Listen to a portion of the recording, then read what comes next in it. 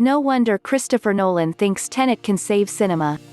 That's a doddle compared to the challenge faced in his film, which, we're frequently reminded, is a proper whopper.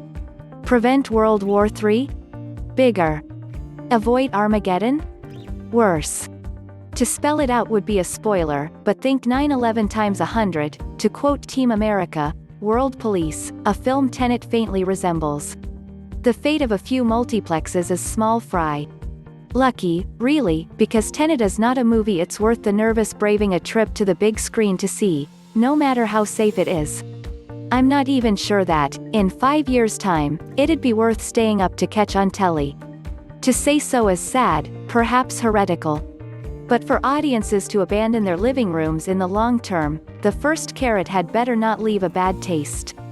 Our protagonist, the protagonist John David Washington, is an agent for an international undercover organization who's promoted during a new Cold War, ice cold. That test you passed, a flunky tells him, not everybody does. We're never told exactly what the test was, but the implication is clear: this is not a man who'd have trouble recognizing an elephant. Then follows the first of many scenes in which a supporting actor who may or may not have a background in nuclear physics blinks through 500 hours of exposition about how the future is attacking us with bullets that go backwards. First up is Clémence Poésy, who talks about inverted weapons and the detritus of coming wars so listlessly you want to giggle. Next, Michael Caine, who says, I presume you're familiar with the Soviet-era closed cities, over steak and chips. Less lucky are Dimple Kapadia's epigrammatic arms dealer and Aaron Taylor Johnson, stuck with reams of militarese detailing, temporal pincer movements. As for Robert Pattinson's raffish wingman, brilliant and dapper and apparently based on Christopher Hitchens, Pattinson is never less than watchable. And his affectations can be a welcome distraction.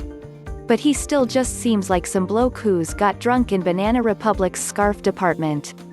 All these encounters eventually lead to Andrei Sator, a Russian oligarch whose Blofeld stylings Kenneth Branagh eagerly embraces. Just tell me if you have slept with my wife, is his opening gambit, quickly followed by, how would you like to die? A rhetorical enquiry, Sator only does one sort of murder, which sounds time-consuming and involves testicles. But Branagh's ham spoils as the promising camp of his first scenes flattens into bog-standard rottery. The more we learn of our antagonist's plans for humanity, the harder it is to care whether he pulls them off. Some of this is weariness, for all Tenet's technical ambition, the plot is rote and the furnishings tired. Eastern European heavies lumber about with pliers and meat-cleavers. Clocks literally tick. Synths groan deeply on the soundtrack. No one shoots anyone without elaborately speechifying first.